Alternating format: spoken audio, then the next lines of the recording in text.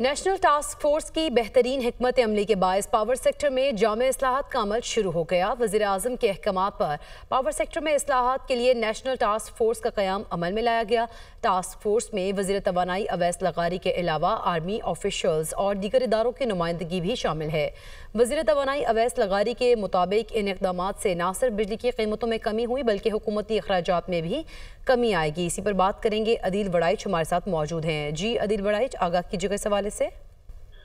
جی، حکومت نے جو انرجی کرائسس اور مہنگی بجلی کا جو بحران ہے اس سے نمٹنے کے لیے جو اقدامات کیے ہیں اس میں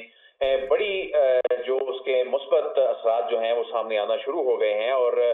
نیشنل ٹاسک فورس جو ہے اس کی ایک جو حکمت عملی بنائی گئی تھی، اس نے پاور سیکٹر میں جامع اصلاحات کا عمل شروع کر دیا ہے، اور ٹاسک فورس میں چیئرمین جو ہیں یہ وزیر توانائی اویس لغاری کے علاوہ آرمی آفیشلز اور دیگر اداروں کی نمائندگی شامل ہے۔ اور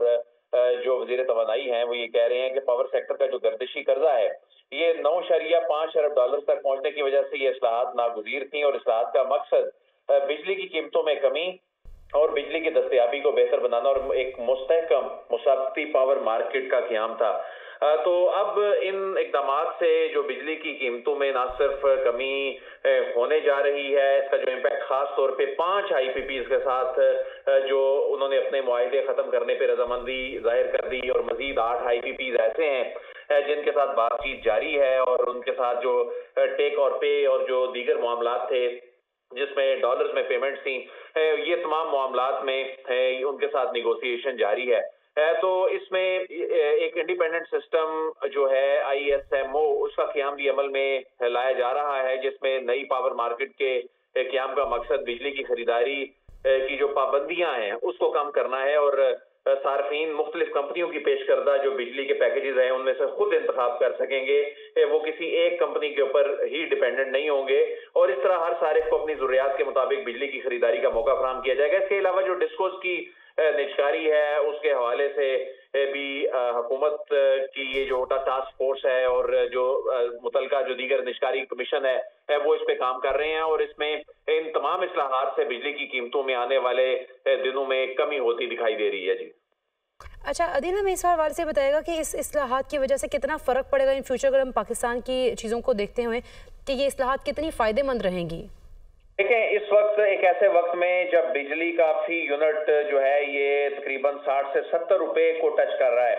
ایسے میں جس طرح صرف اگر ہم 5 آئی پی پیز کی بات کریں تو ان 5 آئی پی پیز کا جو امپیکٹ ہے یہ کئی ارب روپے، 40-50 ارب روپے کا جو ریلیف جو ہے وہ سالانہ لوگوں کو منتقل ہونا ہے۔ اب اگر مزید 8 آئی پی پیز ہیں، ان 8 آئی پی پیز کا جو ریلیف ہے وہ منتقل ہوتا ہے، اس کے بعد یہ ڈسکوز کی